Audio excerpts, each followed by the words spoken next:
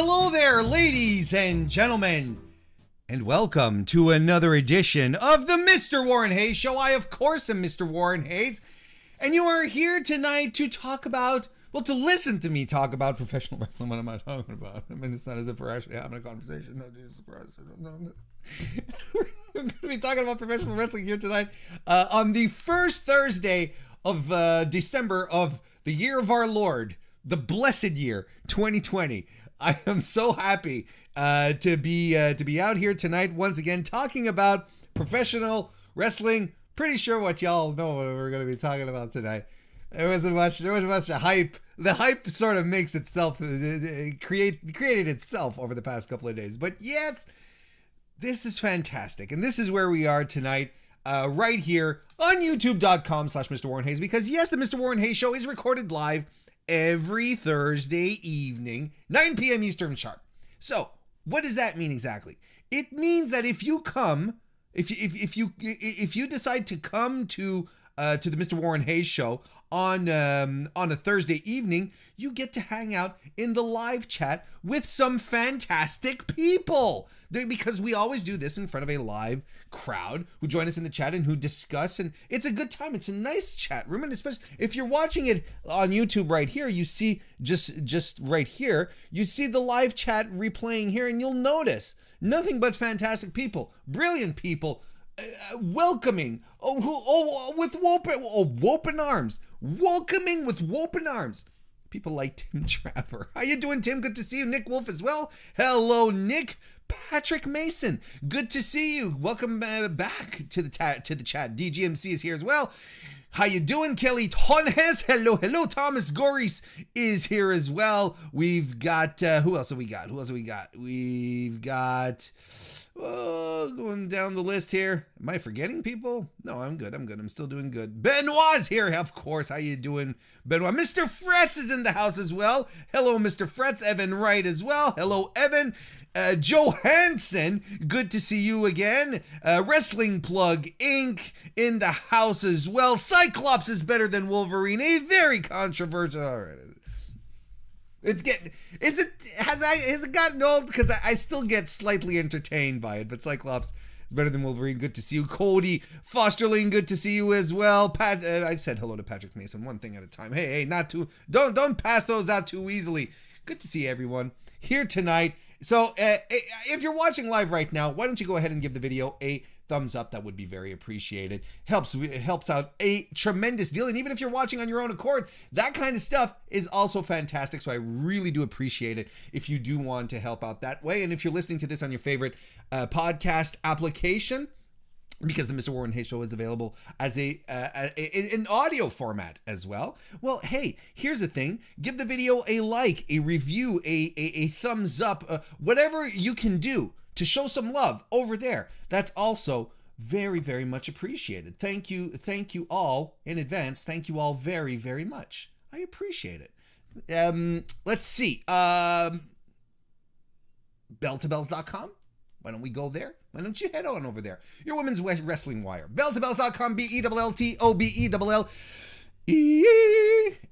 is a fantastic place if you want to just see what's going on in the world of women's wrestling. Great place. Handled by one Kristen Ashley, the first lady of the women of the Mr. Warren Hayes Show. She's also the first lady of women.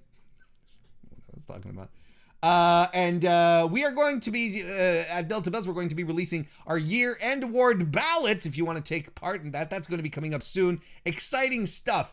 So check that out at belltobells.com. We're on Twitter at belltobells as well. Saturday morning is going to be a prediction show. What are you talking about, you ding-dongs? There's NXT War Games happening this weekend. TakeOver War Games. I'm going to be joined by Spencer Love, who in the past had his own podcast, a website, wouldn't call him sports. He's moving on to other stuff. We're going to talk a bit about that. We're going to talk about, of course, NXT. Saturday morning, 11 a.m. Eastern. We're going to break down that War Games match. Should be a good time. I like War Games, and I think the women's match is going to rule. I'm excited to see what's going to happen there. So come on over. It's a good time. Another place you could come over to, the fact that with Discord. We have a Discord, Mr. Warren Hayes Show Discord. Join it. A lot of the regulars that are here in the chat are there. And a very fantastic place. Gets very animated when there's wrestling on television. Come on over. It's a cool spot. It's a fun place to be. Head on over to the Mr. Warren Hayes Discord. Link is in the description. Yeah. Come on over. So that's fantastic. And don't forget, I also do pre-shows now every Monday, Wednesday, and Friday before the big shows. 7:30 p.m. At every one of those nights, I do a pre-show where we sort of preview the card, get hyped for it. Am I gonna have to do one for before Impact this week? Am I gonna have to do that? Because it's a big show. It's gonna be a big show. Not the big show or the big show or the go big show. I'm in one of those moods tonight, folks. Bear with me. You just bear with me on that one. Subscribe to the Mr. Warren Hayes Show YouTube channel is what I'm trying to say, if you don't want to miss a thing. And on top of that, you can also become a member of the Mr. Warren Hayes Show channel. If you do that, you show monthly support to the Mr. Warren Hayes Show. And if you watch live, if you come here live, it's really the best deal because you get a selection of emojis or emotes, whatever you want to call them, a selection of unique emotes just for you if you show support for the Mr. Warren Hayes Show right here. You can also show support by joining the Patreon, patreon.com/Mr. Warren Hayes. Tonight we're going to be dreaming about this AEW Impact stuff. New possibilities for matches and stuff like that. I'm excited to talk about it. You should be excited to talk about it too. Come on over and we'll talk about it. And of course, if you want to drop us a super chat, that is also very cool. You can do that, and I will read your question and or comment live on the air, such as Anakin GMT, who was with us tonight. How are you doing, Anakin? Good to see you. He says, we are a nice chat, except for the troll DGMC. Listen, to be fair, I hate that expression. Why'd I use that? DGMC he's matured. That's what I'll say. I'll leave it as that. We are a good bunch of people. Evan Wright left us a super chat as well. Thank you very much. Evan says, my fellow Stampede Wrestling relaunch partner, Spenny Love, will be here. That's a bit of an inside joke off of Twitter where with all the WCW relaunch reboot stuff earlier this week, we were having a little fun with it, saying that we were going to relaunch Stampede Wrestling. So that was fun. Anakin JMD left us another super chat. Says, I guess WCW 2021 can't have Stang. Guess not. He's been he's been squashed. He's been squished. He's been taken elsewhere. Got another couple of super chats here that I'm going to keep tucked under my belt for a little later on when we are going to be addressing those particular subjects. But thank you very much. I want to say hello to Aaron Entertainment, who's here as well. Les Moore, Talking Sheet. Good to see you, Les. Thanks for dropping by. Good to see you, sir. Hothead567, good to see you as well. Who corrected me and did say it's emojis, not emojis, excuse me, emotes. I'm like, all right, sorry, jeez, that's why I was asking. So that'll be fun. Yeah,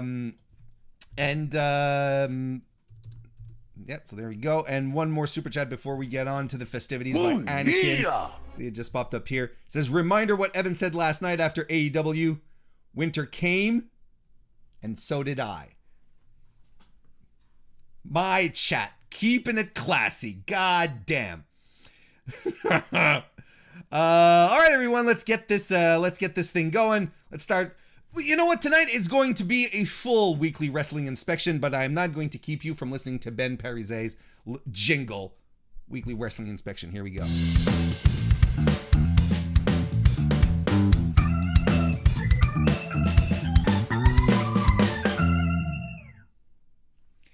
Hey, before we go into wrestling matches and so on and so forth, I want to just take a little moment to talk about Pat Patterson. We've all heard that he passed away yesterday at 79 years old in his home in Miami. Terrible. He had been battling cancer. Terrible thing. Terrible stuff. And a loss nonetheless for the wrestling business. Of course. At this point, you've all heard the bios.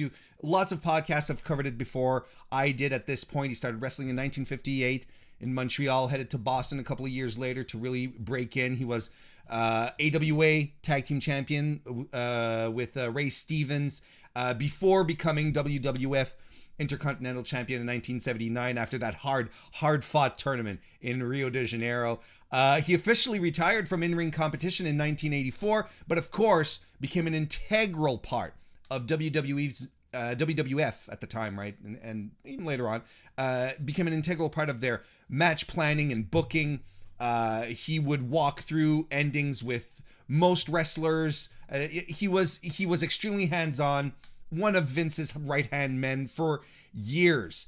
Of course, creator of the Royal Rumble. And if you were hanging around Twitter and you were looking at, you were listening to, or reading, I should say, on Twitter, right? Everyone who was paying tribute to him, how much of an inspiration he was and how much, how hands-on he was with talent and giving feedback and always was trying to boost everyone up to try to get the best out of everyone. And that's something. Of course, he wasn't without controversy, the whole Barry Orton situation where he actually resigned from WWF for a while before being hired back, with the whole Terry Garvin, Terry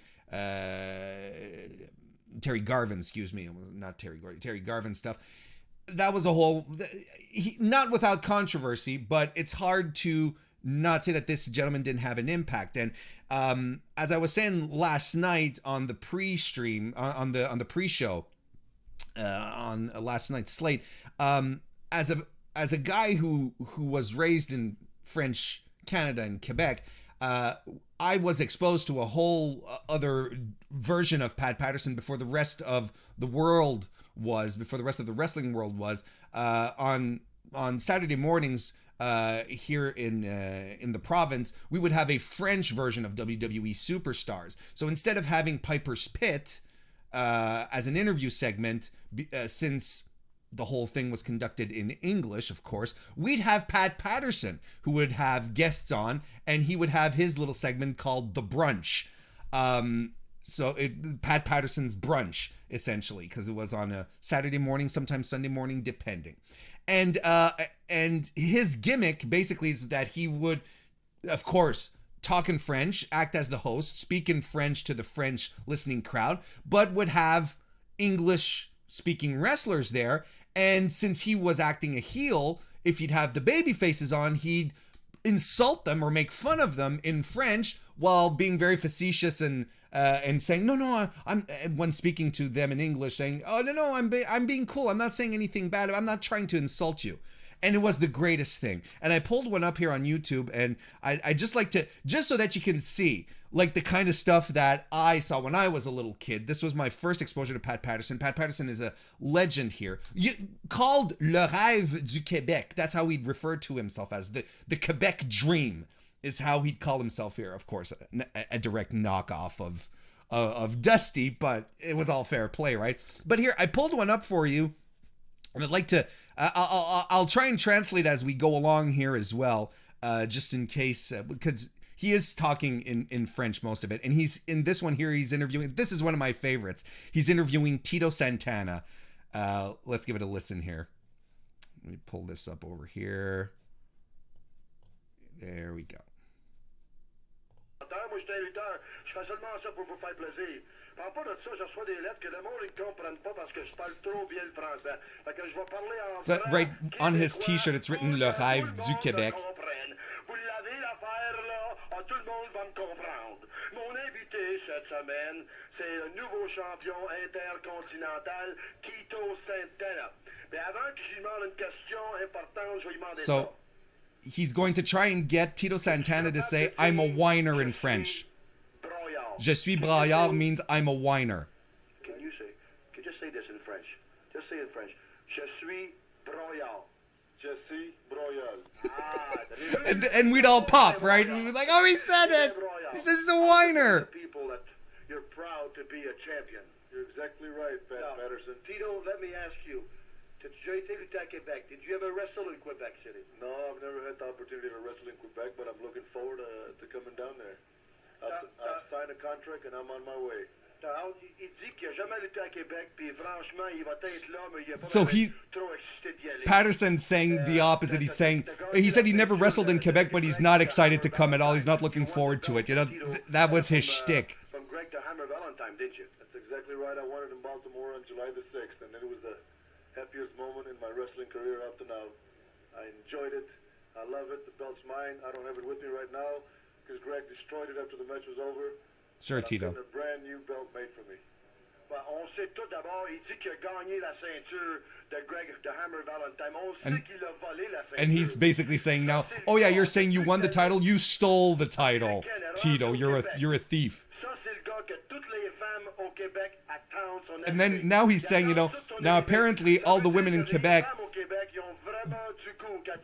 they're all in love with this guy. Look at this guy here, right? In love with this mug. Look, he's wearing glasses, is what he's saying. He looks stupid, is what he's saying. They're so anxious to see you. They're so anxious to look at you, Tito. They want to talk to you. They want to touch you. They're so anxious. Now he's going to start insulting him in French as Tito's talking. You might be putting one over me, but if that's the truth, I've received a lot of fan mail from Quebec. From a lot of girls. Coquelin means cross-eyed. I'm looking forward to meeting girls from Quebec. Says tu fais dur means you look dumb. Looking forward to meeting me because I've never been there. And I want to make one statement, Pat. You know, you make fun of everybody out here. No. And I'm just going to let you know that if, as a singer, Pat Patterson, you wouldn't sell too many records. He says, shut up and don't take off your glasses, because if you take off your glasses, everyone's going to see how ugly you are. It was so simple, but it was fantastic. It was really fantastic. Like Mr. Fretz said, you know, can picture Kevin Owens and Sammy as kids living this. It's hard to understate how huge Patterson was in the province at the time. Even if you didn't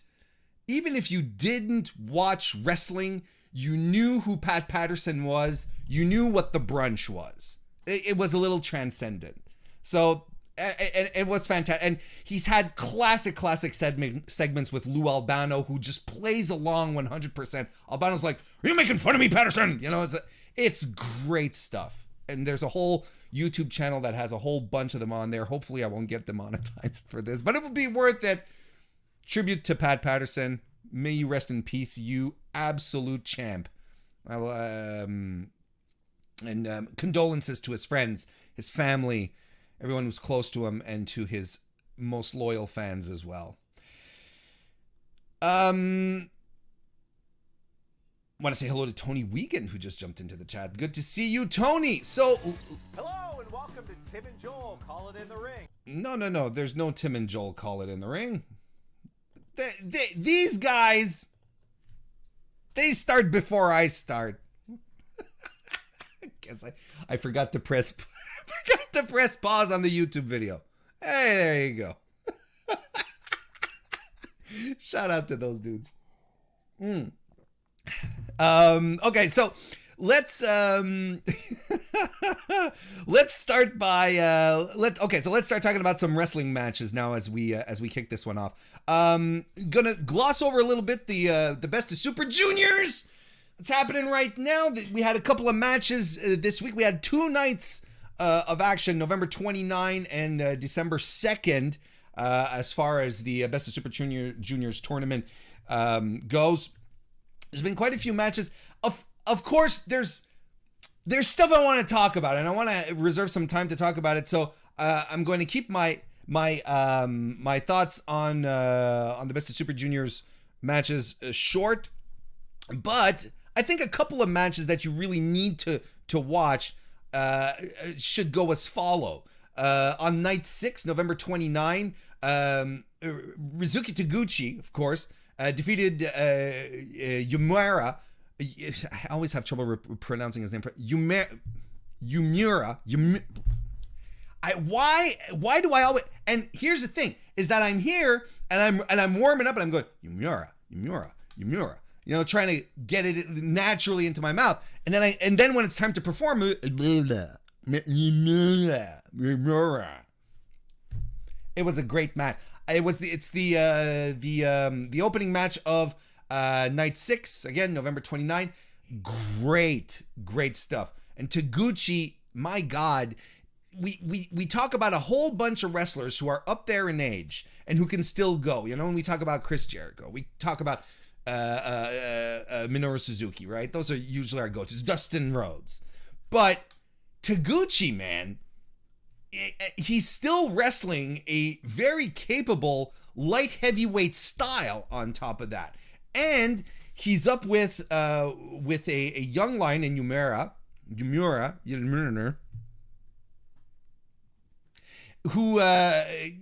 who's hungry and who's there to learn at the same time. Putting him into a match with a pro like Taguchi is fantastic, and the results were really, really good. It was a great opening match for night 6.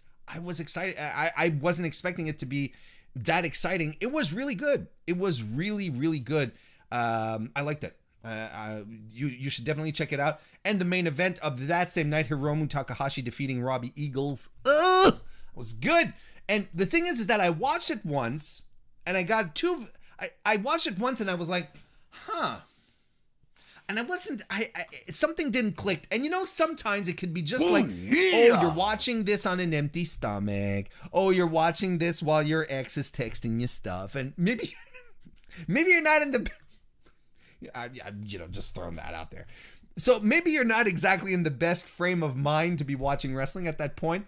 And then I get on Twitter and I see people, I didn't quite care for it. Other people are like, no, this was great. I'm like, you know what, I'll give it another watch. And I'm glad I rewatched it, because it is a very strong light heavyweight match. So good. So much good stuff in there. Go check that out. Hiromu Takahashi versus Robbie Eagles. And it's also the kind of match that, if you're not familiar with the junior heavyweight division in New Japan, this is primo excellent stuff. Would I dare say this is Robbie Eagles' best showing since he joined New Japan? Probably, but it's good. This did wonders for him, elevated him. It's good shit, pal, as they like to say. And then if we move on to night 7, which I thought was an extremely good night of wrestling. I think it was a fantastic card from top to bottom. The two matches you have to look out for are El Desperado versus who defeated current IWGP Junior Heavyweight Champion Taiji Ishimori. In a bit of a surprise, because Ishimori's been going through everyone, but I'm glad they did this. And there was another match. Look, I'll condense my thoughts into this. The other match that you have to watch on the card is, again, the main event, Hiromu Takahashi versus Sho. And Sho actually defeated Hiromu Takahashi, which I did not see coming. So basically, Hiromu and Ishimori are currently they're the two top juniors of the division. And when you look at the rest of the division, you have a lot of super talented guys, but you don't exactly know, well, who's next? Who outside of Ishimori and Hiromu right now in New Japan are like top title contenders? We'll have people tell me Dragon Lee, right? Sure. But he's probably not in Japan right now. So, you can't quite count on him to be a part of that title picture. But as it stands right now, Hiromu and Ishimori, by putting over Sho and El Desperado, have elevated both of these guys instantly. So essentially, El Desperado has a claim on the IWGP Junior Heavyweight title. So that's exciting. And Sho beating Hiromu, who is arguably the ace right now of the junior division. He is. He's the ace of the junior division right now. Getting a win over him, that solidifies it. And you know what? It makes sense. Because not that long ago, Sho was standing toe-to-toe with Shingo Takagi, who is a legitimate heavyweight badass. So, this all kind of makes sense to me. And I like the match between Hiromu and Sho because Hiromu is nuts. He's insane. That's what he does. He's the ticking time bomb. And Sho is he's a power junior. So strikes, strength moves. It was great stuff. I really, really liked it. So as it stands, because of what happened on December 2nd, that was just yesterday, night 7. So because of what happened, the standings are like this. Taiji Ishimori, Hiromu Takahashi, Sho, and El Desperado are all tied at 10 points. You have Bushi, Master Wato, who are at 8. Robbie Eagles and Taguchi at 6 points apiece. Doki at 2. And Uemura?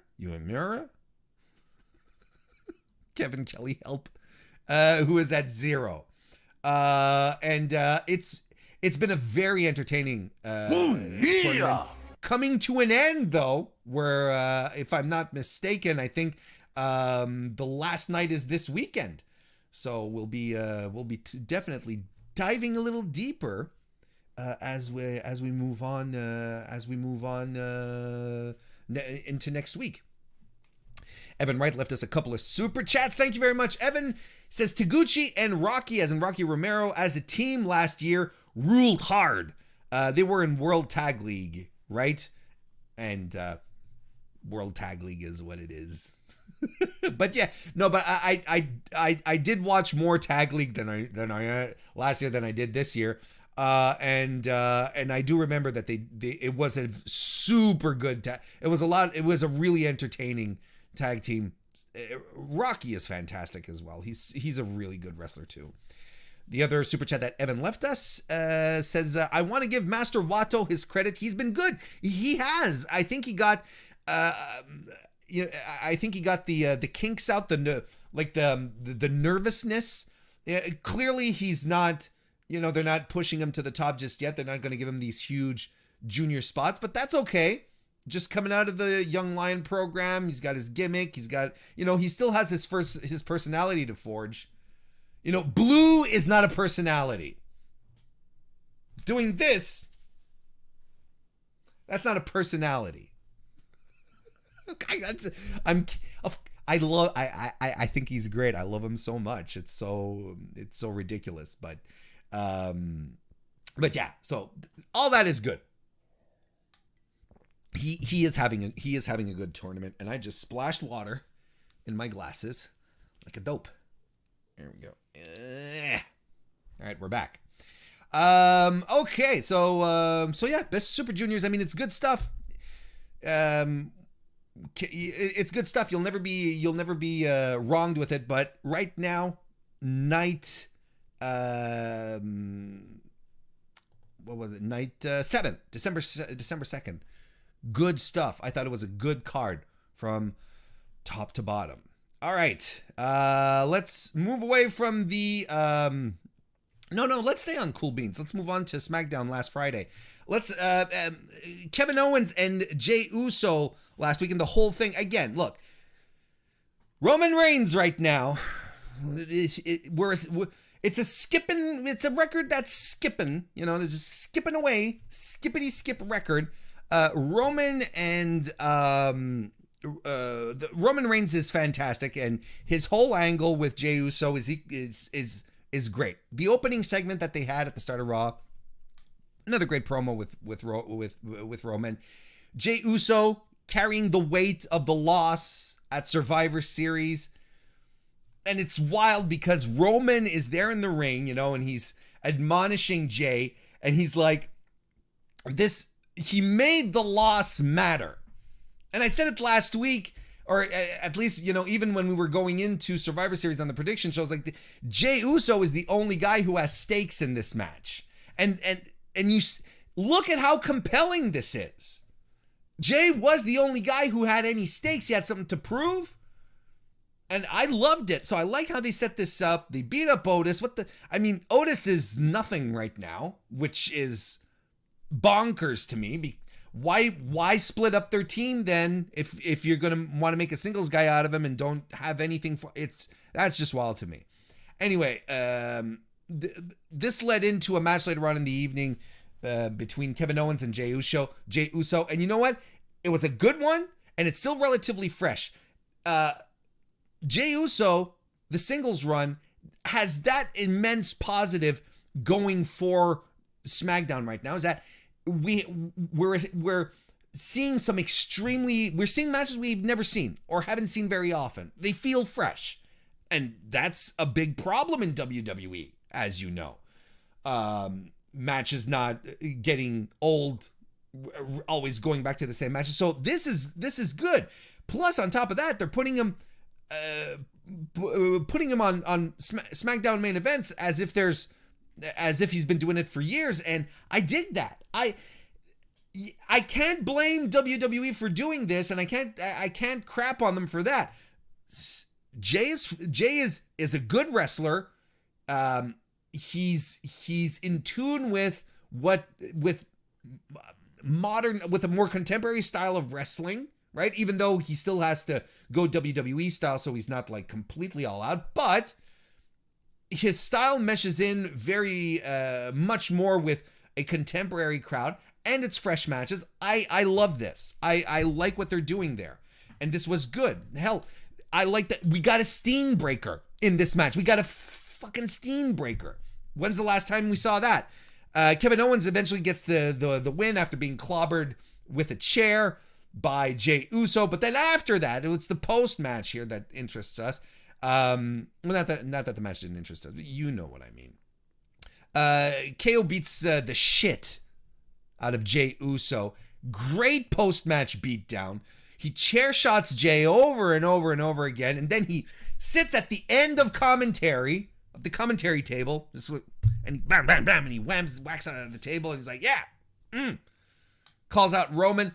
Hey, you want to give me Roman versus Kevin Owens? I'm cool with that.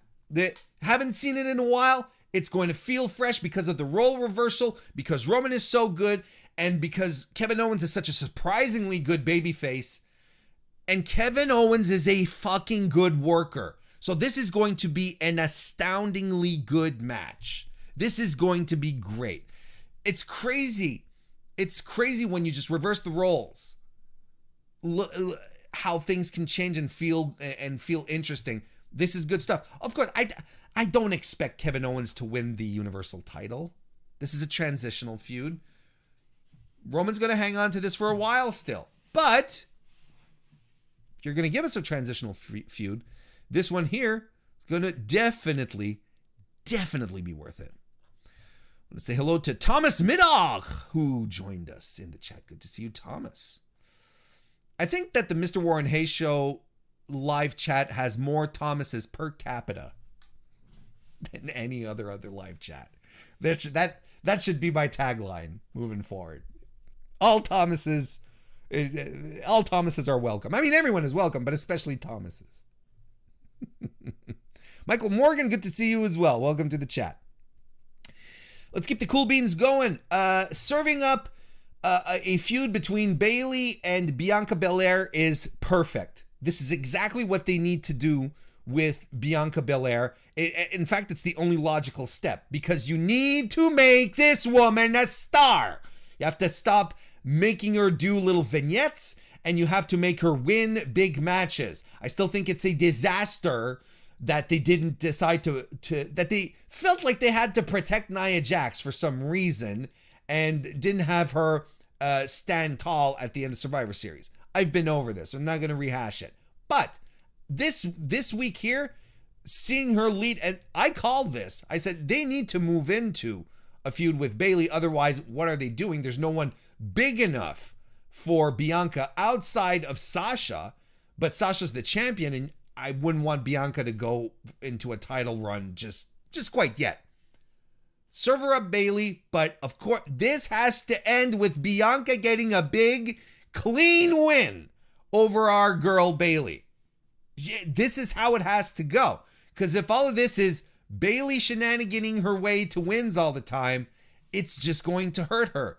And I don't care what WWE might like to tell us, but wins and losses do matter.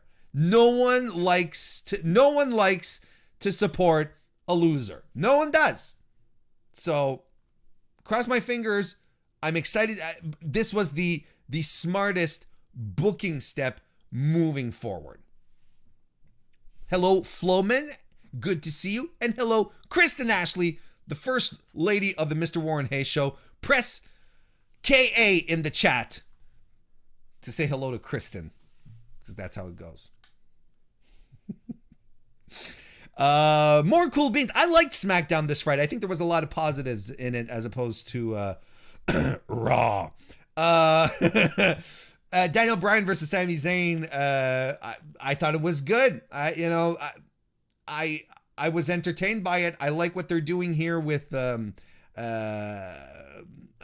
like this. I like this feud a lot. I like the idea of them pushing this forward. Again, little role reversal. I think Sammy's heel character is better than ever here, and it's going to be a real good compliment to Bryan. And we saw some little sparks of falling down from the heavens here over this match. Just like an El Generico style brain buster on the apron. God, that was good. We got a Blue Thunder Bomb as well. We had some suicide dives, and Sammy finally gets Daniel Bryan to follow him out of the ring, chases him, but then Sammy runs back down for the count-out win. This is fun. Sami Zayn, the opportunistic, I'm okay with it. I think it works.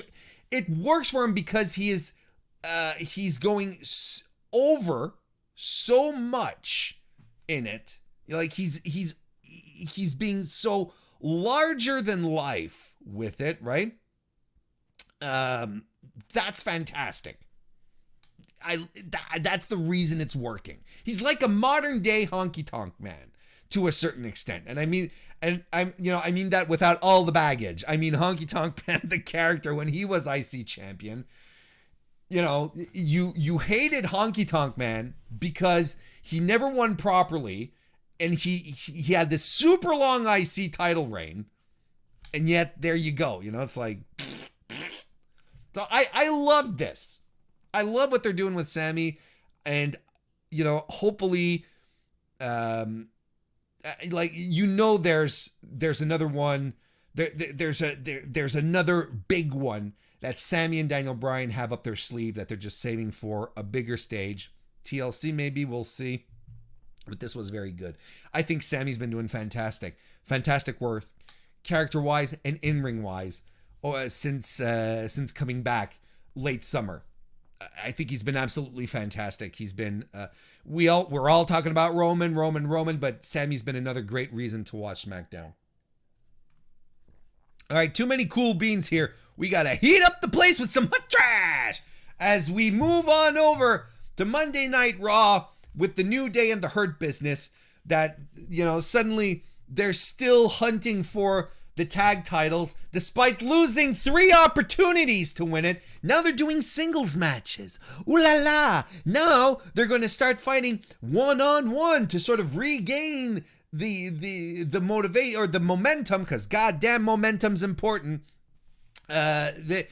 Moving into momentum territory, they're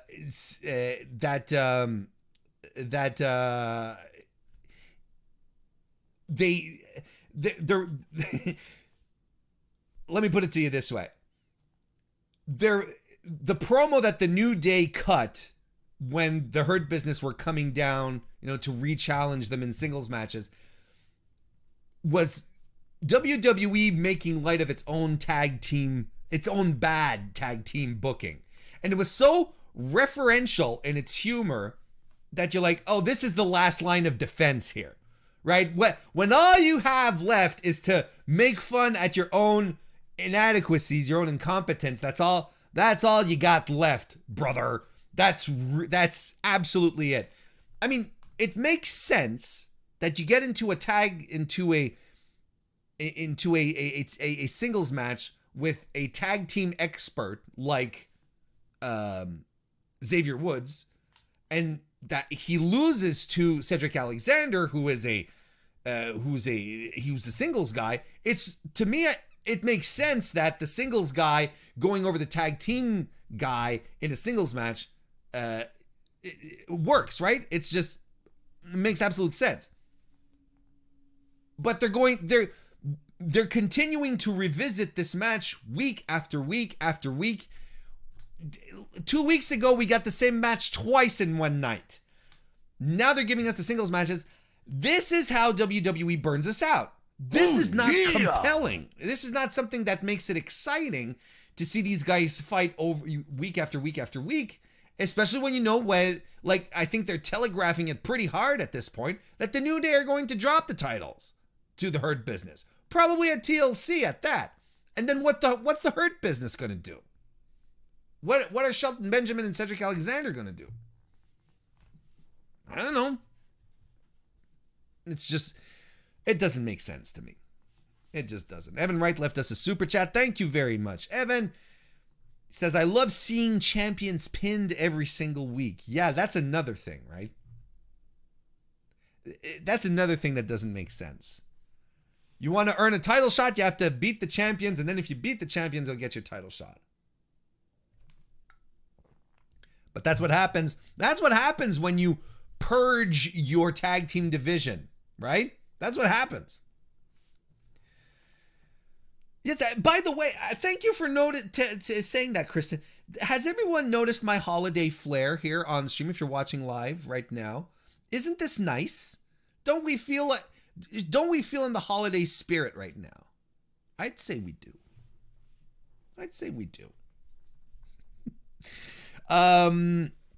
More hot trash. Okay, Lana. Poor Lana. Here's the thing. She pulled off some stuff on Monday where I look at her and I'm like, oh, okay. She's learning things. Like she did some transitional stuff. She did some grappling where I'm like, oh, okay. She's putting some work in. That's cool. And however you think about how everything is set with Lana, is she the right person to be pushing this spot? Whatever. You have to appreciate that she's actually learning, that she's trying. And yes, as Chad points out, she's the most confusing babyface in the history of wrestling right now. I don't understand how anyone can righteously perceive her as a babyface. Anyway, but that we talked about that last week. But what I want to focus on here is if WWE does want Lana to get into a elevator game, take it a few steps, a few notches higher, if they want her to improve, well, one of the things they have to do is indeed put her in a ring in front of a live crowd, or at least in front of a live taping, and have her perform there. That's the only way you're going to really pick things up in actual match situations. But she also needs to be wrestling elite women who will be able to guide her and help her through a match as well. I'm not saying necessarily carry her, but adapt and work to have her learn things and also work with her to maybe cover up her weaknesses and play off her strengths, or be receptive when she wants to try some stuff off. Asuka is a good idea. I think the tag team with Asuka is a very good idea because Asuka is exactly that. She is a polished, top-tier, elite level women's performer. There we go. Top level. So that's good. So she's tag team partner. I think it makes sense. Having her wrestle Nia Jax makes zero sense. As Nia Jax is not going to teach Lana anything. Lana is not going to learn anything from Nia Jax. Nia Jax has nothing to contribute to her. Nia is not good at professional wrestling. She just is not. Sorry if you haven't figured that one out yet. So what she needs to do to get out,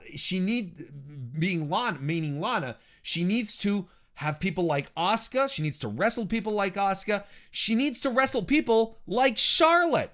And I tweeted that out. Charlotte needs to come back. And I got a couple of responses where bringing Charlotte Flair back isn't the solution to the woes of the women's division. There is plenty of women still on the roster. And I get it.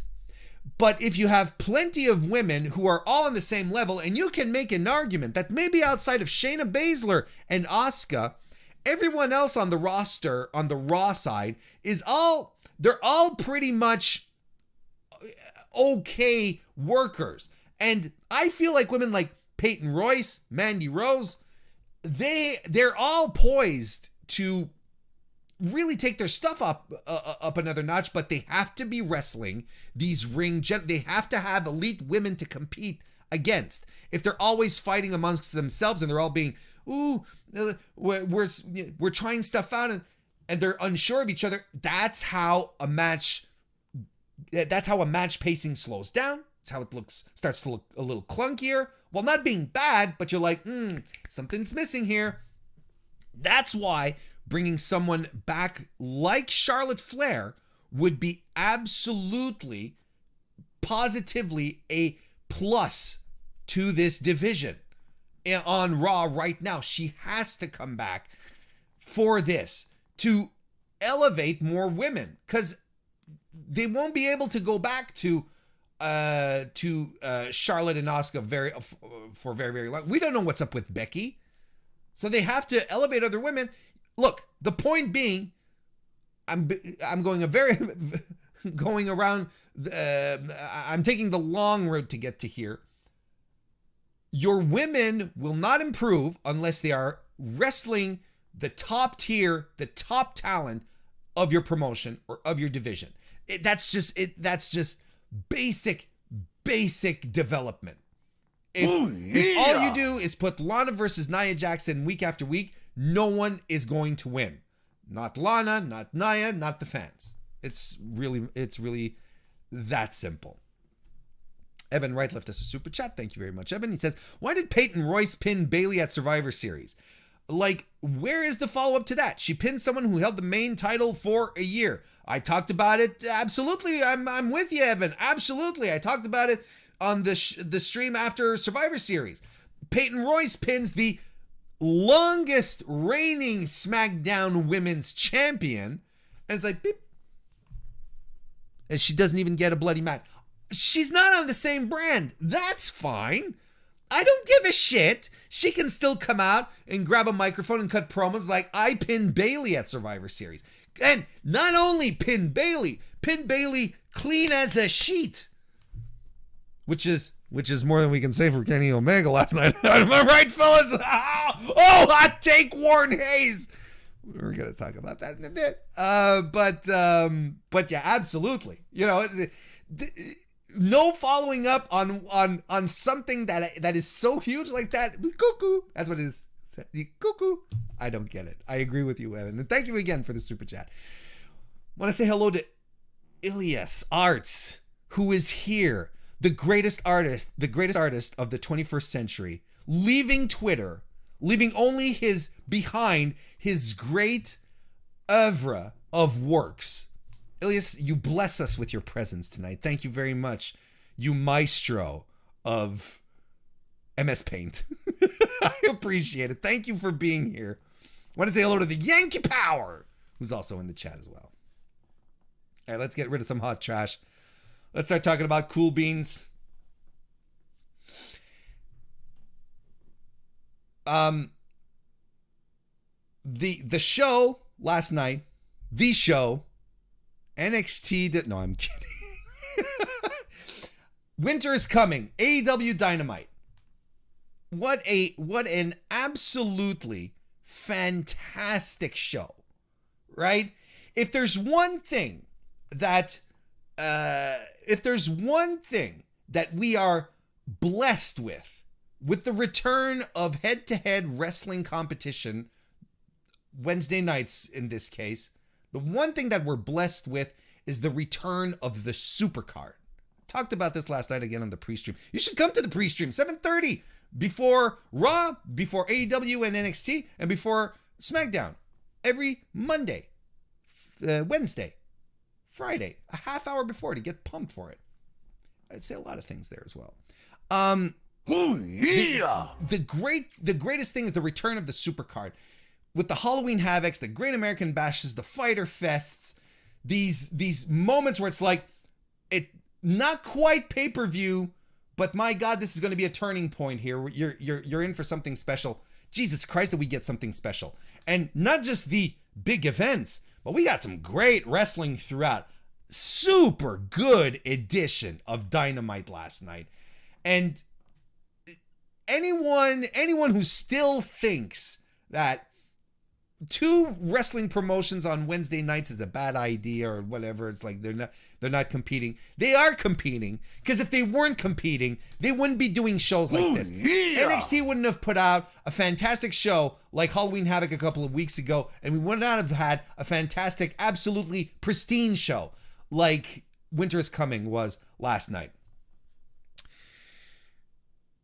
Cyclops is better than Wolverine left a super chat. Thank you very much. CIBTW. He says, most of WWE's good women workers are in NXT. Well, you're not going to get any disagreement on my part in regards to that. The women's division in NXT is fantastic, loaded with women, with amazingly talented women. But there are amazingly talented women up on main roster as well. Of course, you have the Four Horsewomen. You have Asuka. You have Bianca. You have Sonya Deville. Come back to us soon, Sonya. We hope you're doing well. Sonya, who was on the verge of a breakout, which is, again, still one of the greatest shames to come out of 2020 that wasn't COVID related. So, you know, and honestly, keep your eyes out on Carmella. Keep your eyes out for Carmella. Something tells me she's going to surprise a whole bunch of people when she starts getting those singles matches in, especially against Sasha. Because I do remember her when she dropped the straps, when she dropped the SmackDown title to Charlotte before Becky became the man. I remember Carmella kind of carrying Charlotte through a match, and I was like, Jesus, look at her go. Why didn't they let her wrestle? Why did they have to have James Ellsworth do all the heavy lifting and not let her wrestle? Look how great she can be. Just hang on for a second. I wouldn't be surprised if she doesn't end up being fantastic. But I agree, though, with you, Cyclops is better than Wolverine. Not with your name, but with your super chat. Probably the best women workers in WWE, like, consistently are all in NXT. I agree. DGMC left us a super chat as well. Says, thank you very much. Says, damn it, why did I trust those Canadians? That's a Tony Khan quote. Yeah, pretty much. We'll get to that. I want to talk about the battle royal that they had to begin with for to determine the top two contenders for the Dynamite Diamond Ring. I like to mention it every time I talk about AEW with a battle royal, because I think their battle royals have become absolutely fantastic. I think they've improved tremendously. This was my favorite one they've done yet. I thought last night's battle royal was great. Just a year ago, they were doing, a little over a year ago, when they were doing the pay-per-views before actually having Dynamite, and they were doing the Casino Battle Royals, the men's, and the women's at first. They were shit. They were absolute shit. Camera work wasn't there. Everything was confusing in the ring. There were guys doing spots at the same time. Everyone was lying around the ring, on the inside of the ring, waiting for a spot to be done. I thought they were trash. now they're getting better. And I had a good time watching I had a good time watching it last night because it connected a whole bunch of stories. I really liked it, between the Matt Hardy stuff, where he starts eliminating people. And look, if you're wondering if Matt Hardy's going to be a heel or not moving on, Matt Hardy eliminated John Silver. Now, if that's not a spot to generate heat, right? I don't know what that is, because John Silver, probably one of the most over guys in the company. At least he's an internet darling, that's for sure. Look, here we go.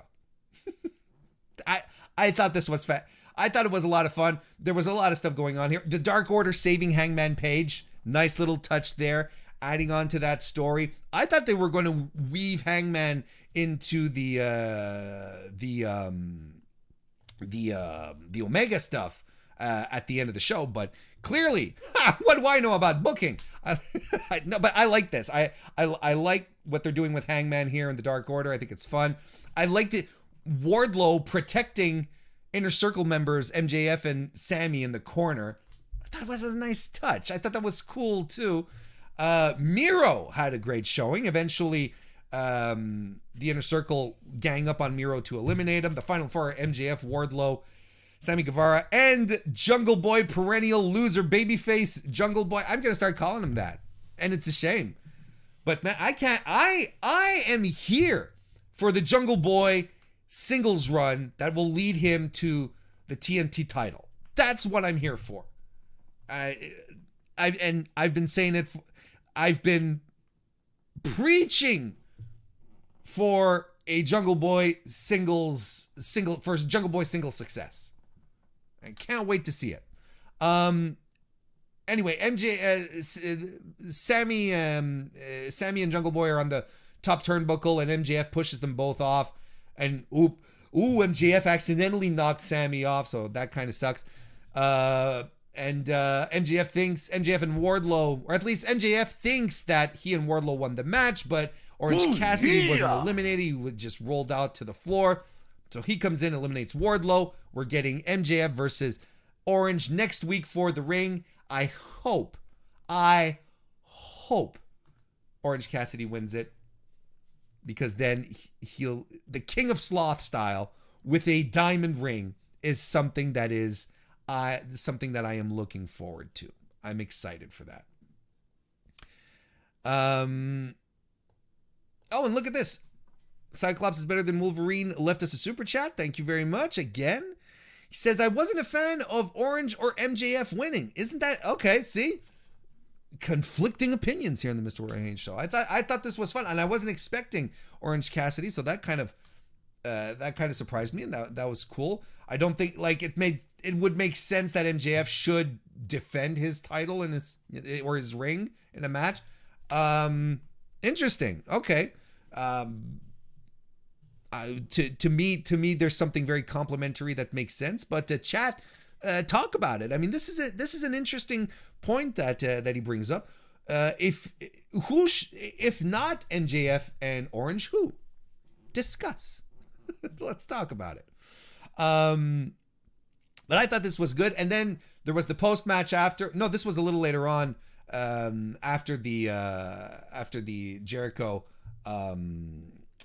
Kazarian match a little later on, the Inner Circle are teasing splitting up. There's going to be an ultimatum next week, folks. So we'll see what happens. All right, let's get to it. Let's start talking about it. There's here's what happened last night, right?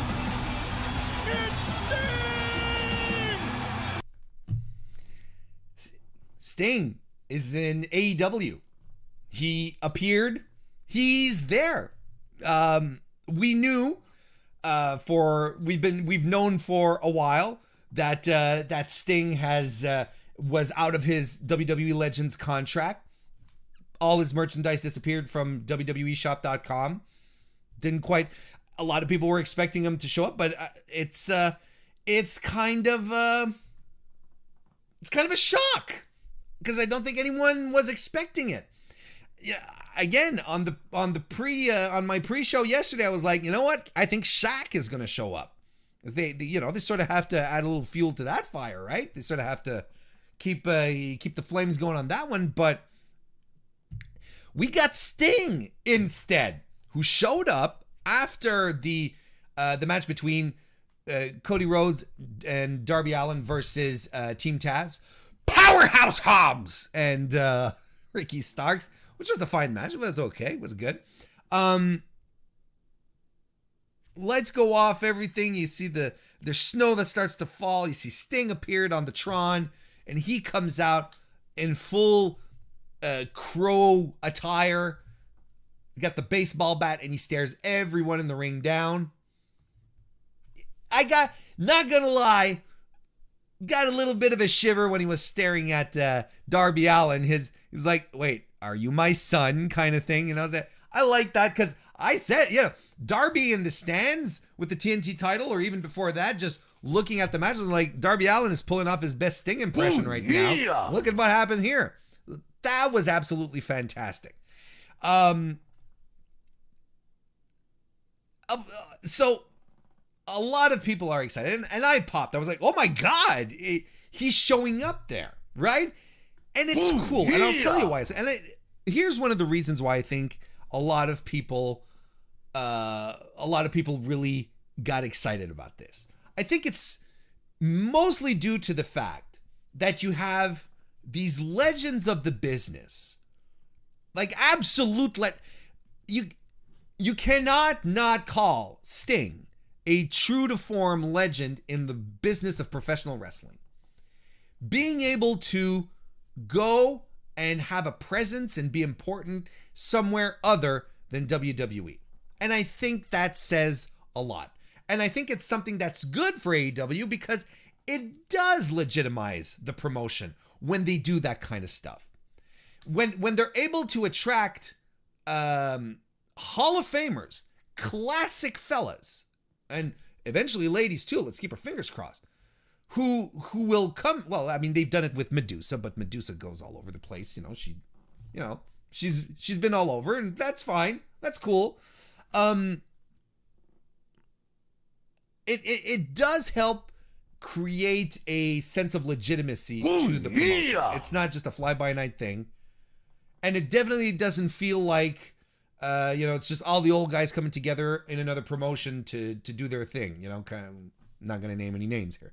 But I think it's really, really interesting that he's there for that. And I think that's what gets people excited, because I think people get excited because it's, again, proof that talent doesn't have to be locked down in one place anymore, and not even the legends. The legends can go be legends wherever they want to be now. And they're not dependent on one guy deciding whether or not you're going to be there. So I'm cool with that, and I'm excited for it. And I'm going to tell you, that's the thing that excites me most about it all. Well, wait, hang on. I don't want to get to that just yet. I want to know at this point. I want to know what happened. This is what I want to know. Can our boy Sting still go or not? That's the main question, right? Sting is 61 years old, okay? And I'll be the first to say, and I've said it before, a lot of folks out there, a lot of men who are wrestling into their 50s, late 50s, still looking great. Can he do it? Because he was diagnosed with spinal stenosis, which is the same thing that took Edge out, and the same thing, by the way, that Sheamus is fighting, essentially. Sheamus also has a case of it, but he's been able to, through therapy and treatment and being careful on how he bumps as well, he's been able to work through it. But the stenosis is basically how, it's basically the reason why Edge had to retire, and one of the reasons why it was so cool to see him back. And apparently this is the same thing where WWE was like, no, you can't wrestle anymore. So at some point, this speculation, folks, we're shooting the shit here. At some point, you're Sting. You're being told by WWE year after year after year, our doctors aren't clearing you. You can't go back in the ring. You're too much of a risk. Yum-da-dum-de-doom-de-da. And then Edge comes back and you've got to go. You have to go like this and you can be like, what the fuck, man? Why can't I come back? Why can't I have those treatments? Sure, there's a 15-year difference between Edge and 13 to 15 years difference in age. That can account for something. Sure. So I am not excited necessarily to the idea of Sting wrestling again. I'm going to be honest with you. To me, this could have a bit of an Undertaker effect where, you're sort of looking at him wrestling and you're like, man, why'd you decide to do this again? Not a good idea, so on and so forth. To continue the comparisons with Undertaker, if the Undertaker documentary had taught me something that I implicitly already knew, but that was made very clear from Taker's mouth and from all the other testimonies that they picked up from other legends, other superstars. If there's one thing that whole thing taught me is that wrestlers have a hard time letting go of performing. And they want to go out on their terms, which is fair. And to be sidelined because of injury, because being told that your body can't go anymore, it's super frustrating. I can get behind that. I think at some point you do have to go like, okay, enough's enough. But I can also understand that burn inside you where you're like, this was not my way to go. I did not have my final hurrah, which is ultimately what Taker never really felt he got. And I think this is what Steve Borden is feeling as well. He didn't get a proper goodbye from WCW, the company that he carried, that he was a major star of, the guy that to the very end was loyal to the core, despite the fact that WWE was knocking on his door and WWF knocking on his door, trying to get him in, trying to have him join the company. And even when WWF bought the company, he said, fuck y'all, I'm not wrestling for you people. The guy who to the very end was as loyal he could be to WCW, he did not even get a hero send-off because WCW went like this. He goes to TNA, same thing, or Impact, it's the same thing. He doesn't get a proper goodbye. Goes to WWE on the premise that he's going to be wrestling Undertaker. That shit never happens because WWE is like, no, we're going to have Undertaker fight other people. We're going to, we've got this emergency feud that we have to get out of the way with Bray Wyatt, He never had his proper send-off. He was denied that. So if anything, what I am most excited for the career of Steve Borden is for him to go to AEW, be treated like the ultimate icon that he is, so that he can ride off into the sunset, into retirement with the send-off that he rightfully deserves. That's what excites me the most out of Sting being in AEW. Not the matches. I will always allow myself to be surprised. I will always let my guard down and be like, show me what you got. And I could be surprised. But that's not what I'm looking forward to. And frankly, the nostalgia thing has kicked in for a lot of people, myself included, The nostalgia stuff kicked in. I don't know if he still has it. I really don't. And all signs point to no. But I think there's a way. I think there's a way for him to be used properly, so that he does come off as as they like to call him, the Icon Sting. We got a bunch of super chats that I was talking about all of this here. Let's go through them. DGMC left us a super chat. Thank you very much, DGMC. Says, Sting teaches Darby to avoid a horseman betrayal. Oh, yeah! No, because Sting never learned. Sting, how many times has Sting been, it was like, yeah, Rick, we're friends now. And we're like, what the fuck are you doing, Sting? Ric Flair is going to backstab you within a month. What are you talking about? And it's all, so no, I'll tell you one thing. If there's one thing Sting can teach a guy is how to watch your back. You know, make sure you know who your friends are. He doesn't know that. He's a poor judgment. Evan Wright left us a super chat. Thank you very much again, Evan. Very generous this evening. I appreciate it. He says, the Tony call gave me chills. JR, you mean not the Tony Khan call. You mean this. It's Sting! Right? Of course, that's what you meant. JR saying he felt young again made me laugh and feel good. Tony interviewing him next week feels poetic to me. I appreciate...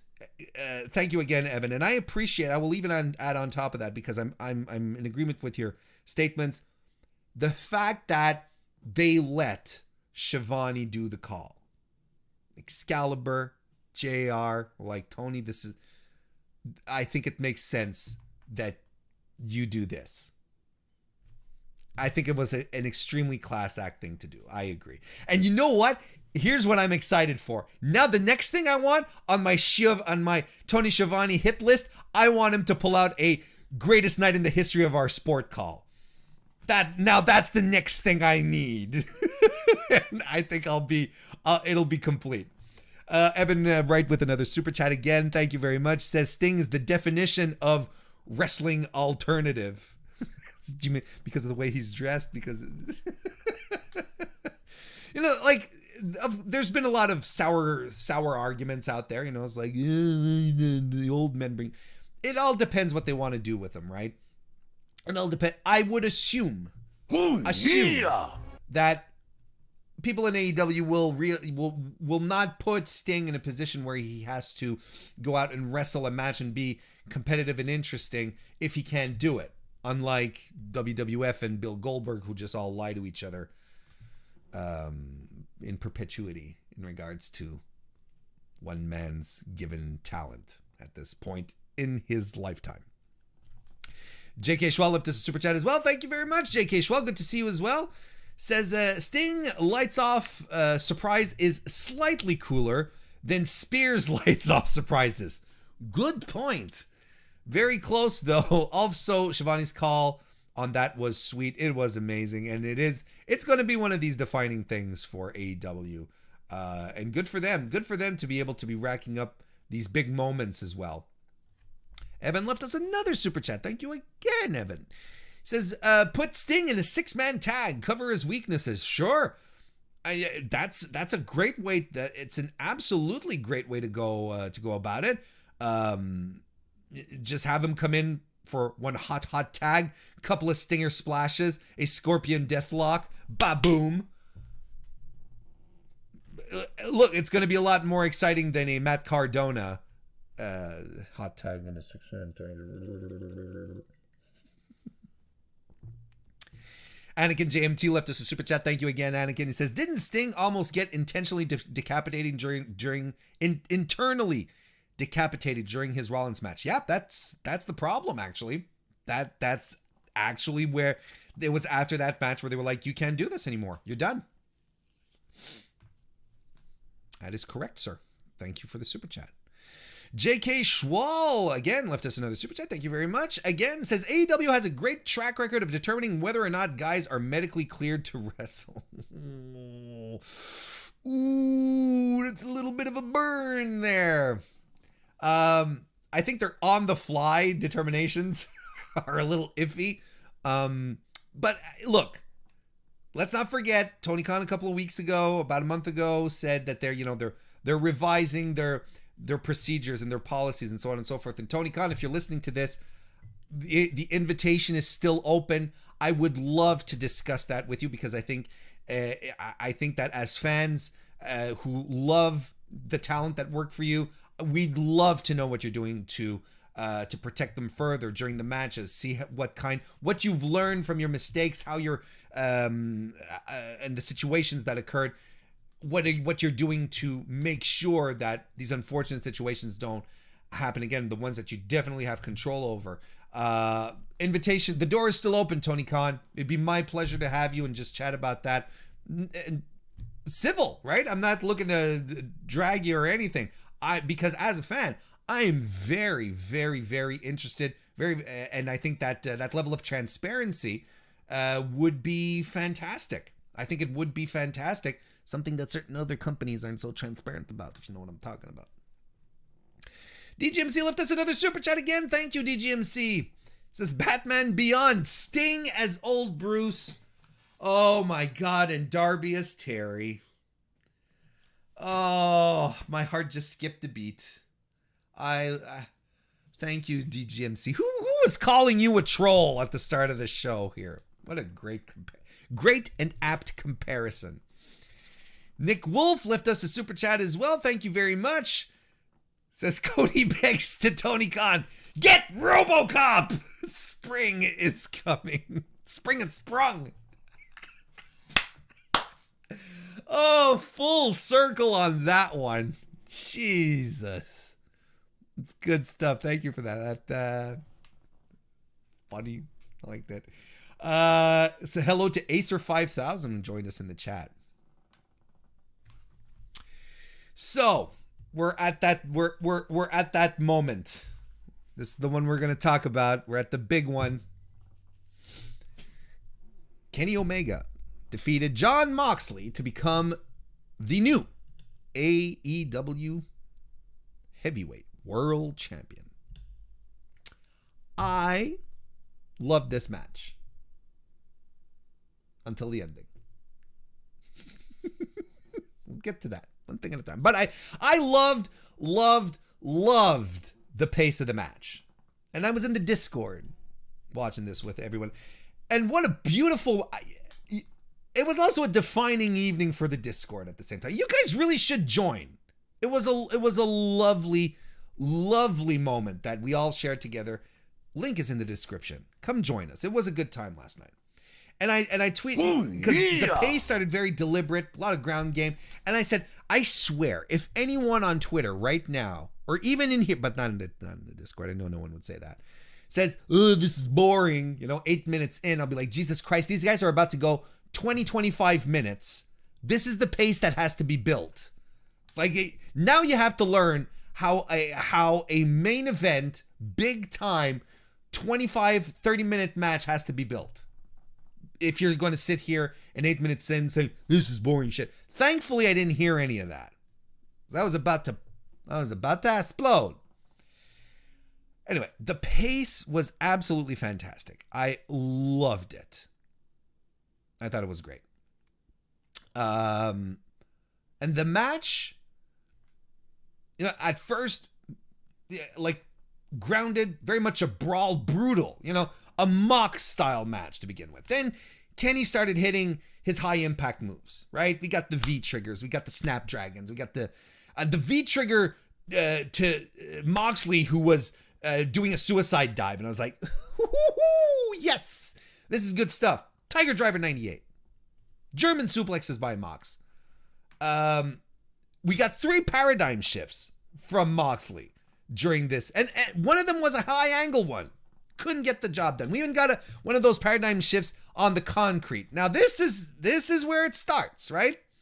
Up until this point, up until this moment here, I'm like, Jesus Christ, this rules. What a fucking climax we're about to get. Oopsie, Warren. Let's just run down everything here to make sure that we're all on the same page. Paradigm shift on Kenny Omega on the concrete on the floor, not on the mats. The ref says Omega hit his head wrong, the side of his head, whatever. And he, other officials come, the doctors, Doc Samson, They're all there checking on Omega. But eventually Moxley, Moxley just wants to win a match. And he's like, I don't care if this guy's knocked out or not. Eventually gets to him, rolls him back into the ring,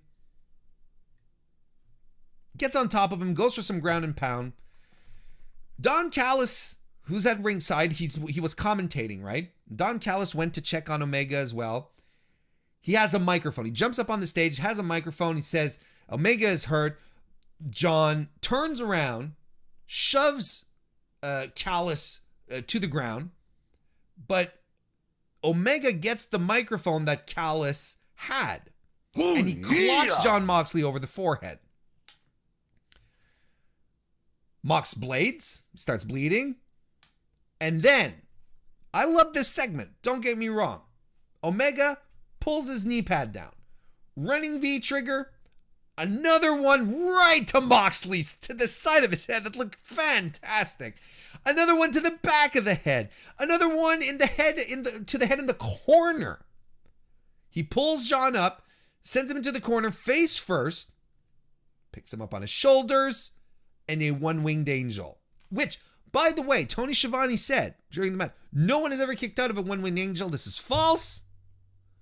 The only person to have ever kicked out of a one-winged angel is Kota Ibushi, which makes perfect sense, back in DDT. He's the only person who's ever kicked out of it, and something tells me Kenny's going to keep it that way for a while. Now, I love the match. I have, like, my outside of the ending, which I thought was unnecessary, the one nitpick I have is when John Moxley hit that first paradigm shift and he didn't go for a pin. I'm like, come on, champ. I don't like that stuff. Not when it comes to titles. Not when it's like, just cover him, man. You want to defend your title? You have him. So anyway, that's the only thing that takes me out of this. Mistake by John Moxley, a little arrogance maybe. Sure, you can chalk it up to that. You can give it storyline, but that kind of stuff doesn't make sense to me. But then again, I'm not a wrestler. I don't compete. So anyway, I loved the match. Didn't care for the finish, and because I think we were cheated out of a super dramatic ending. Imagine, instead of having everything slowed down for this phony injury, the guys led into the exact same ending that Omega had here. Pace starts to quicken, and they're running the ropes, and then all of a sudden, maybe he uses a weapon to just get to knock Moxley off, and then he starts running. He does the V triggers. He does the V triggers, the corners thing. Everything happens really, really fast and a really upbeat sequence, and then it just all comes falling apart for Moxley, and you're like, oh my God, what a fucking ending. Here, I'm like, yeah. I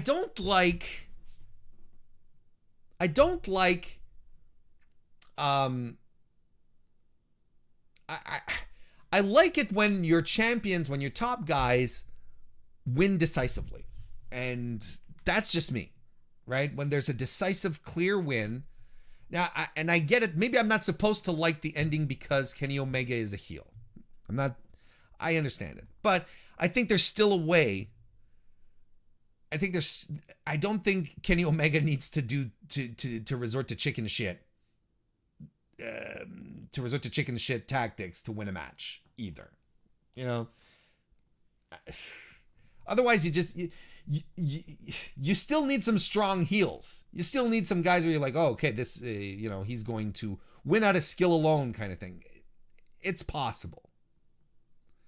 Not everyone needs to be protected all the time is my point. Because if you protect anyone, then no one really goes over. It's a pernicious type of 50-50 booking in a certain extent. All of this could have been completed with a post-match angle. I sincerely believe they could have done the same. The whole storyline that happened afterwards could have been achieved with a nice, well-executed post-match angle with Kenny just winning with a fantastic win out of nowhere. Of course, look, it gives. I understand the story arcs that come out of here. It gives gas to Jon Moxley eventually going, dude, you never beat me clean for this. You cheated your way to a victory. This is still my title, kind of thing, you know? Don't get me wrong, I'm happy that Kenny Omega is the winner. I am thrilled that Kenny Omega is the winner.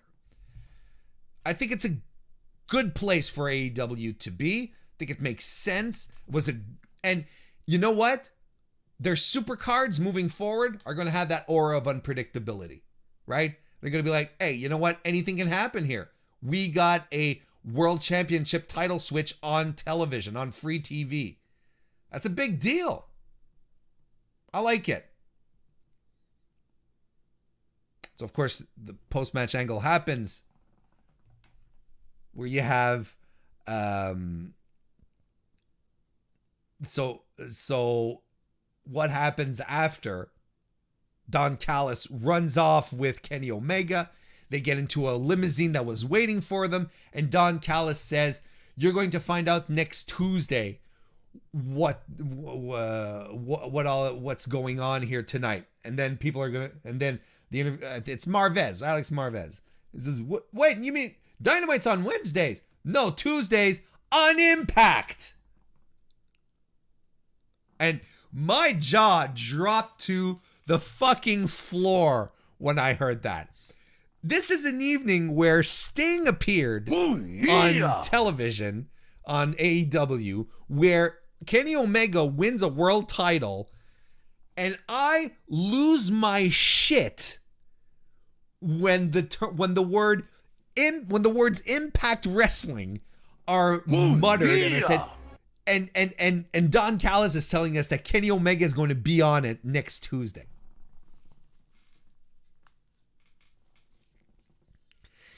This, folks, is a landscape shifting event. This isn't Pac returning. This is huge. This is so. And listen, hold on a second. Show of hands. Who saw this coming? In the chat, who saw AEW and Impact working together, yeah, this is the alliance that we were looking for. And that Jason PS3, good to see you. Thankfully, right now there is no one lying through their teeth.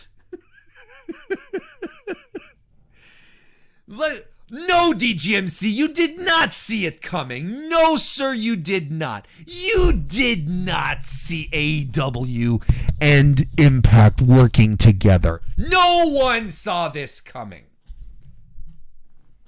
And that is what makes this fantastic. Absolutely fantastic.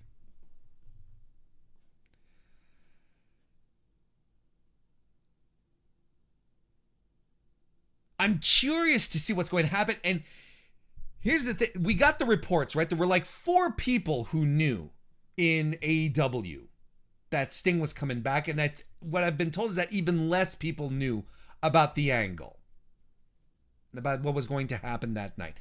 And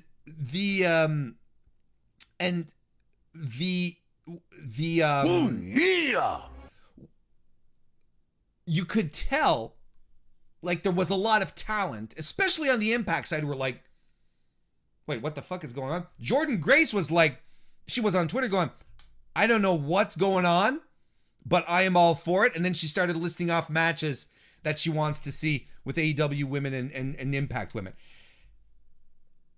And I mean, this is it, right? This is fantastic. The possibilities of the new matches opening up is fantastic. First, right? One of the first that popped into my head was Deonna Purrazzo versus Hikaru Shida. My God. FTR versus the North. FTR versus the Motor City Machine Guns. Right? Or why not have the Bucks and the Motor City Machine Guns come full circle?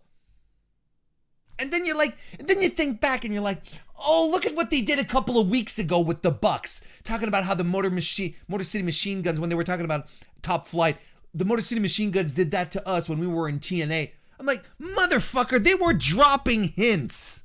They were dropping hints as we went along. No one picked up on it. How does this benefit AEW though? How does this benefit All Elite Wrestling? The benefits are clear for Impact. Impact is going to pop the biggest rating of its entire run this Tuesday. There are going to be more people subscribing to Access TV in the US than there ever has been before. If this, to me, this is all good for Impact. I saw so many people, but I don't know how to watch Impact. I can't get access because my cable company charges. And I'm like, dude, you can watch it for free on Twitch. And by the way, I am making a date out of it. I'm going to be heading over to Get the Tables watch along on Twitch. They do a live watch along every Tuesday. Shout out to Tony and the guys. Every Tuesday evening, they do a live Impact watch along on their stream, and I'm gonna go hang out with them in the chat. I'm gonna watch it there. So if you guys want to do that, twitch.tv/gettthetables. Be sure to be there. That'll be fantastic. And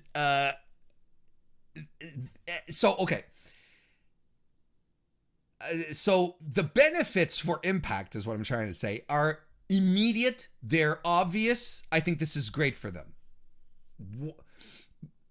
I don't see what the benefit is for AEW unless there's something going on. You know, unless there's a merger, unless there's an acquisition, unless there's something going on behind the scenes that is going to develop before our eyes, kind of thing. I don't see what the net positive is for AEW to be doing this. I saw people tweet out, it's like, but AEW started, to make wrestling better. That was their goal. No. AEW is a company. Their business is to promote their business. That's what they're in for. So they're not a charity. They're not a charitable organization. Their job isn't to promote professional wrestling. Their job is to promote AEW wrestling. Because if AEW isn't promoting and making money, there's not going to be any let's save wrestling together kind of feel good, hands across America kind of stuff. The benefit for AEW here, I don't see it yet. Outside of dealings that aren't evident, that might become evident over the next couple of months. Because frankly, as it stands right now, Impact has won something fierce. What an absolute 100% win for Impact Wrestling. Cannot tell you how exciting this is. Now, the other question that's outstanding here, is Moxley going to work Wrestle Kingdom? I'm on record. And I said my prediction, my official MrWarrenHayes prediction, shout out, call out, whatever you want to call it. My official prediction is and it still is, if Jon Moxley drops the AEW World title before January 4th, he is heading to Japan. I know Tony Khan said on that media call on Tuesday, I think, that I think that's what he said on Tuesday, that Moxley wouldn't be working Wrestle Kingdom, right?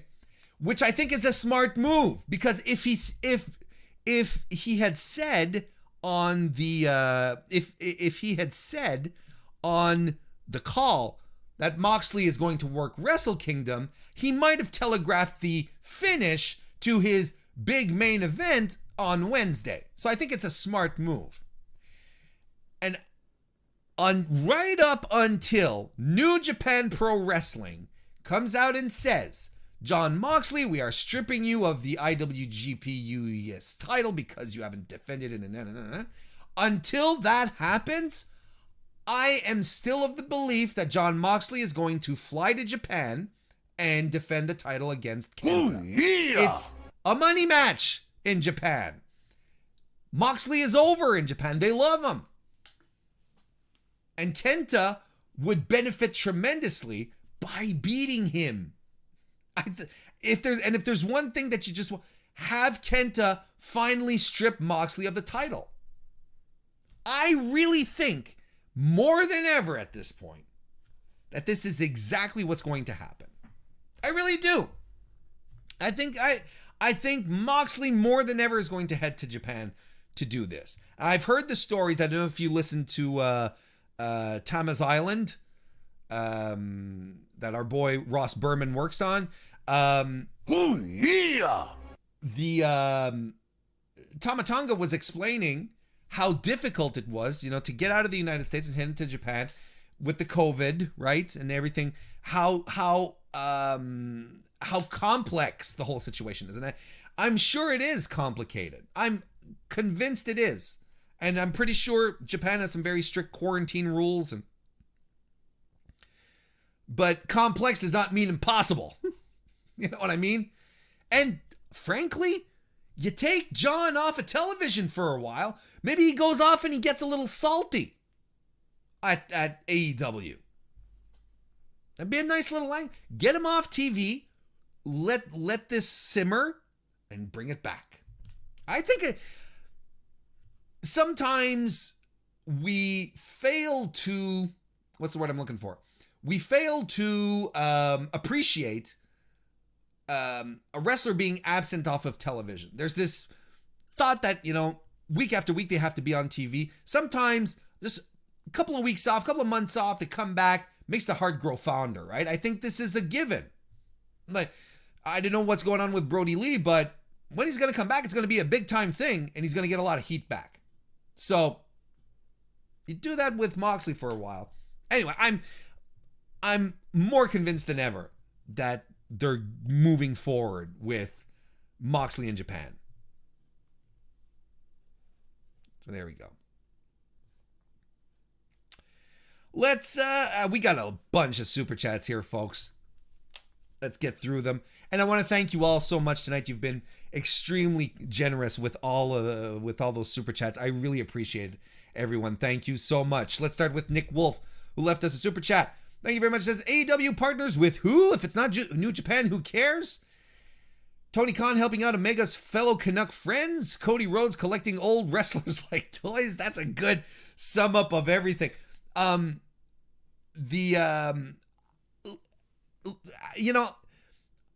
think there's a lot of good in it. Look, people have always been dismissive of Impact, TNA, whatever you want to call it. They always have been, and yet they're still around.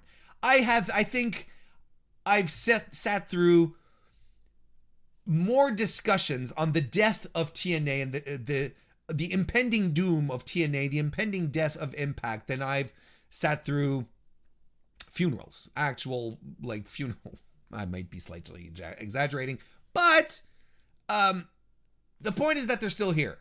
And there's something that's going to come out of this, which we haven't quite seen. We don't see the full picture. And I agree. Look at what I'm wearing tonight. Of course, I would have loved this New Japan thing to mesh together and be concrete. Something's going on here. Something's in the works. Impact has good relations with New Japan as well, despite but the Okada thing. I think they're still cool, We'll see how things go. We'll just see what happens. But yes, Cody Rhodes collecting old wrestlers like toys. That's pretty funny. I like that. Thank you very much for your super chat. Nick Wolf.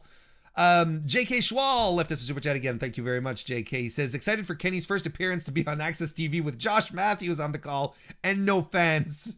Chills just thinking about it. Do you think Josh Matthews will try to work on his baritone and not sound like he just got out of puberty? Kidding. I like Josh. Yeah, I mean, this is wild though.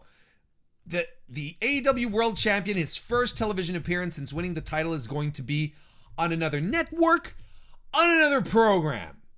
That's going to be his first appearance. You know, just grabbing the title and running. That is wild. Injection 2K left us a super chat. Thank you very much. Did I say hello to you, Injection? Anyway, look, you have been saluted. It says, no disrespect, but don't mistake the competition of AEW and WWE of trying to destroy each other. Maybe one over the other. No disrespect, but don't mistake the competition of AEW and WWE of trying to destroy each other. Okay, I see. No, there's a lot of people who purport the idea that WWE isn't competing with AEW, and it's completely false. They're still in a talent war. Trust me, they wouldn't be making a big deal still with PC recruits if they weren't in a talent war. You know, and why everyone is still wondering why Trey Miguel hasn't been picked up by WWE. But, you know, they are clearly in competition with each other. Destroy, I don't know. Probably.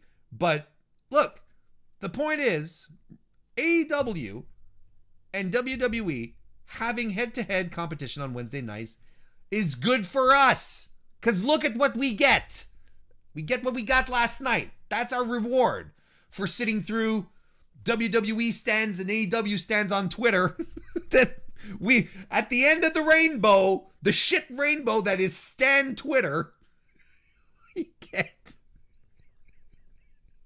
we get a beautiful moment like we did last night, where everyone sort of gets really excited and it's wonderful. And when wrestling is fun, man, it is fun. Let's see here. Just going through the super chats. Evan,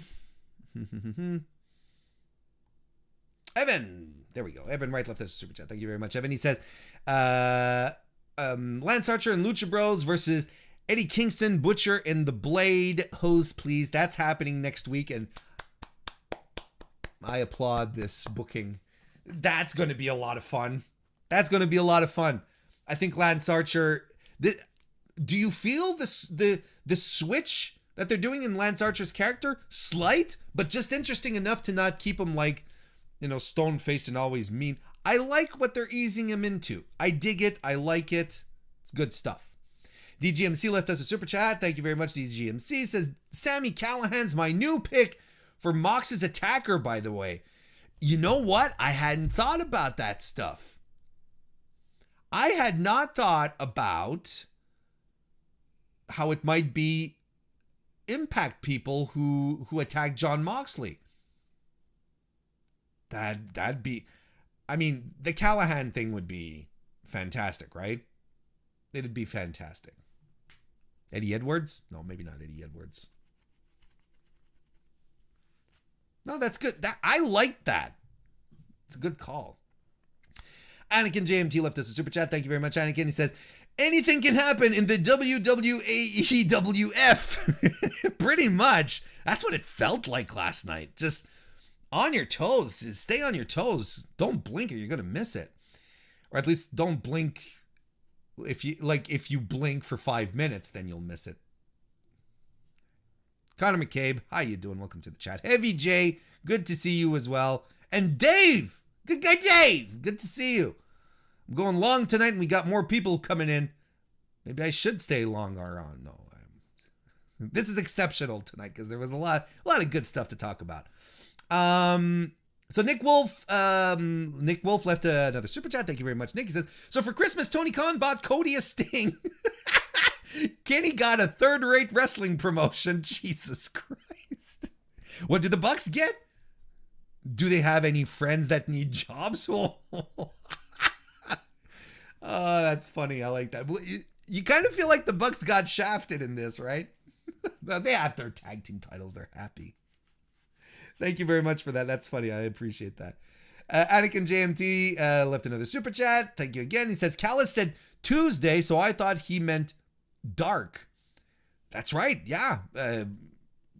Yeah. It's kind of that would have been a better response from Marvez, right? Being like, oh, you mean on dark? No, I mean on Impact. I'm like, what? You know? That's funny. Oh, yeah.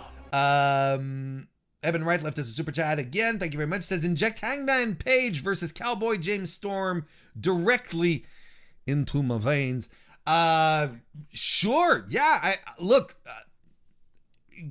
James Storm was one of the highlights of NWA Power, especially in his tag team with Eli Drake. I thought they were really good together. And James Storm, for the wear and tear that his body has and the age that he has, he can still go. I still like that. It's good stuff. Let's see here. More super chats. Yeah, we got a few of them. Bad Eyesight. Welcome to the chat, by the way. Left us a super chat. Says, here's something no one is talking about. Kenny is an EVP, right? Why would he, in theory, take the top title to Impact? They got to make it make sense. Not in disagreement. And thank you very much for the super chat. Though they don't lean into Kenny being an EVP on Dynamite all that much. Cody, absolutely. But Kenny, not as much. So I think they can get away with it. We'll see how they handle it on Impact. Because I agree. But if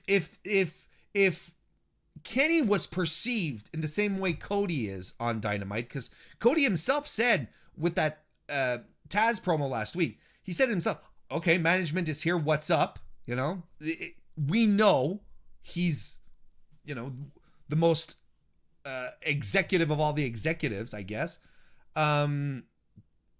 If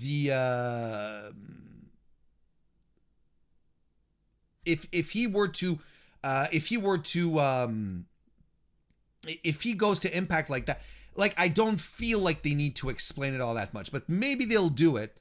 But I don't, like, storyline wise, kayfabe wise, I don't think it's that big a deal. But it's an interesting. It is interesting, and we'll see if they're into tying up that end there. Thank you very much. Anakin JMT left us a super chat as well. Thank you again. He says, Warren, that's me. AEW Women's Division gets a shot in the arm with Impact Women. It's desperately needed as Impact has the best women's division on the planet. Stardom would like to have a word with you. That being said, that's what I was joking with Kristen last night. I was like, oh, Tony Khan bought himself a women's division. That we were joking, right? But essentially, that's one of the first things that popped into my mind. It was like, look at all the fantastic women. And that's what they're doing right now with NWA, right? They're showcasing NWA women on Dynamite, back and forth like that. Get me Jordan Grace on AEW. Get me Taya. Get Su Yung, Rosemary running back into the bunny and going, hey, aren't you dead? That's the kind of shit I live for. I'd love that. Thank you for your super chat, Anakin. DGMC left us another super chat. Well, thank you very much. Says Kenta in the Jackson DeVille mascot suit. Book it. Hey, he left WWE for a reason. I don't think he's going to go back to doing that kind of shit. Thank you for the super chat. Cyclops is better than Wolverine. Left a super chat again. Says, I want a Stardom and AEW working relationship. Yeah, that'd be great, right? I mean, look, New Japan, Bushido Road, Stardom, Bushido Road. It's not that weird. But look at all, I'm just going to throw this out here, right? Look at all the,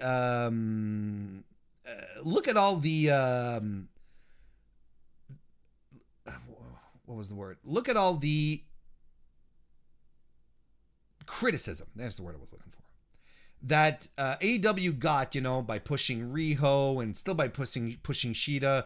People are like, why is it always the Japanese wrestlers with them, kind of thing. I personally love it. I don't have a problem with it, but some people do. Are they going to listen to that? I don't know. That being said, working relationship with Stardom. Are you kidding me? Bring Momo over here. Let's get ourselves some Serena Deeb versus Momo action. How about that? Put that in your pipe. And J.K. Schwal left us a super chat as well. Says, which AEW guy shot Johnny Bravo? Oh my God. Didn't they figure it out? Didn't they have that court thing last week? Or, I don't know. Wasn't that done? I thought that angle was wrapped up. Apparently not. Who could have shot? And you know, if Jimmy Havoc was still there, that's probably who that would have been my call. You know, Joey Janela seems like, no, I don't know who'd do that. What is it? Hey, you know what? If Mox gets beat up, you know, Mox gets beat up by Impact wrestlers, and Impact wrestlers get shot by AEW wrestlers. That's funny.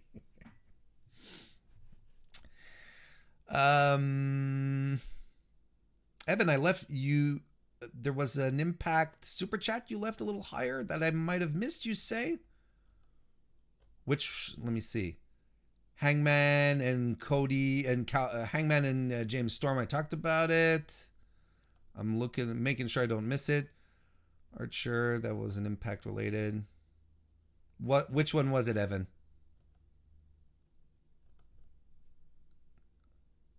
If it's really, how far up? How far up do we need to go? And we'll, you know, let me know, or you can retype it and I'll retype it and I'll say it, because I can't see exactly the one. If it was the one with James, because the only one I see is the one with James Storm. Go ahead and retype it and I'll say it. But look, in the meantime, slowly but surely, we will begin to wrap this one up tonight. I appreciate you all coming out here for this near. Oh yeah, there we go. New Team Canada. Thank you, Evan. There we go. New Team Canada, Omega, The North, and Taya Valkyrie, and Eric Young. Yeah, that's. I mean, that would put any other Team Canada setup to shame right there. And Taya and Kenny are both AAA champions, right? Taya for the women, and there you go. I think the connections are made instantly. Folks, I want to thank you all very much for joining me this evening on this momentous occasion. Thank you all for the chats, the super chats, for hanging out, and just fantastic stuff. A great time we all had here this evening. What a great evening of wrestling it was last night. I mean, it like I said, especially on Twitter, man, when wrestling is good, it's really fun. And last night was something special. Gives you all the feels. And I'm excited to talk about more of this next week on the MrWarrenHayes show. But don't forget, tomorrow evening, 7:30 p.m. before SmackDown, get the pre-show. The slate is what I call it. Come on over here, 7:30 p.m. We're going to preview SmackDown. Saturday, 11 a.m. Spencer Love is going to be joining me to talk about NXT TakeOver War Games. So you want to be sure to not miss out on that as well. But man, I can't thank all of you to have stuck around for nearly 2 hours with me this evening to talk about pro wrestling. It was worth it because it was great. Just like y'all are great. Thank you again. Have a great time, everyone, and we'll see you next time.